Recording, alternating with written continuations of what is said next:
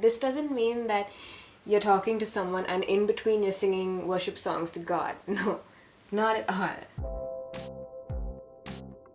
Hello brothers and sisters, today's just going to be one of those sit down chat kind of videos that I used to do because I feel that this is a juicy enough topic, and also I have been a bit sick the whole past week and my family's out there wondering how am I doing a video, but you know what, God has been giving me strength when I need to do it for kingdom purposes, so I definitely believe this is one of those things. So let's get right into it. How do you worship God through relationships? The first thing I would say, really simple, just pray about that person in a relationship with them. When you pray genuinely with your heart about a particular relationship, it really shifts your whole perspective, because you have to remember God loves everybody, okay? He's not biased towards you or anybody else. So what he tells you will be a very clear, reasonable, understanding picture. Most times actually I'll just rant it all out to God, and as I'm doing so I kind of keep a ear open to what God has to say back. So what you're doing as you pray to God about a situation and you are taking in what he says, it is a form of worship, I feel, because God is being put at the head of this relationship. Okay, so now you have the guideline to what you must do. How do you go about doing it? That's the second step. And I'd say the second step is to be humble enough to do it.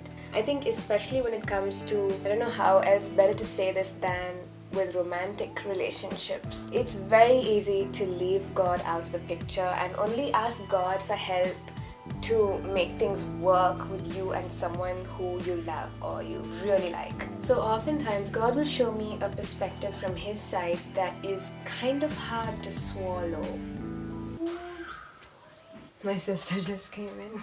See, it's really not her fault, but I could get angry and be like, can't have any space. But God would expect me to give allowance because I didn't actually tell him doing a video. It's the small things that really matter, guys. The third and final step is to keep the first two steps going constantly, because when it's a relationship that is important to you or that is prominent in your life, you can't just be following God's advice in the beginning of your relationship with someone or for a particular time when you decide to be godly and then forget about God. Just think of this. Supposing you apologize to someone after a fight and that person didn't react the way you expected. Maybe they were still sulking, maybe they still didn't talk to you. At that point, please do not give up, and please do not say, oh God, I shouldn't have listened to you in the first place, I should have done what I thought was right. You have to keep going to God for guidance and the right way of thinking. Sometimes I've asked God, tell me about this person, what are they going through right now? And he'll tell me some things which I would have never known if I hadn't asked God. So why don't you ask God when you're confused for a little bit of insight into that relationship? The important thing, of course, is to be open to God. If you want advice and guidelines from God, you have to be open to take it. And to be able to do this, not on one day, but throughout that relationship is always going to give you something fruitful. Even if it means ending a relationship, it is going to be something that's good for you or good for the other person or good for both of you, because it's what God has said and he knows what's good and best for all of us. He doesn't want to destroy our lives or make us miserable. He wants us all to have the best possible lives. So sometimes we might have gone off track, off the will of God, and become really close to someone who was not necessarily God's plan for us to get close to, and we didn't listen to him as we were getting close to that person.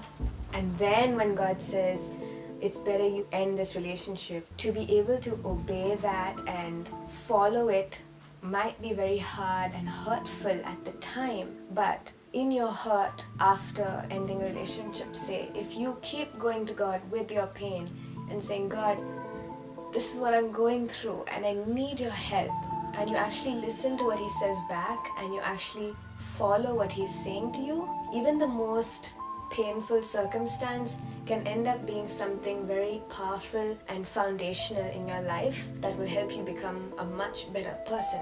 So step 3 is consistently doing the first 2 steps, which is going to God for His perspective and then being humble enough to follow it over and over again in a relationship throughout the span of your relationship. I hope that was helpful to you, and please do try it out. None of these things that I'm saying will make any sense to you unless you do.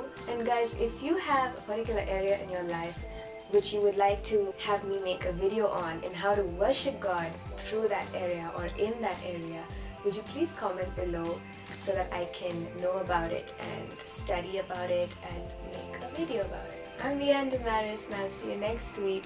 And until then, always strive to be like Jesus.